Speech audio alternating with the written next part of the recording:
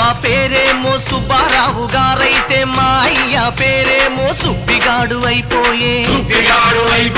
మీ అన్నగారేమో విమానాల్లో ఎక్కుతుంటే మా తమ్ముడు గాడేమో రిక్షాలు దొక్కుతుండే.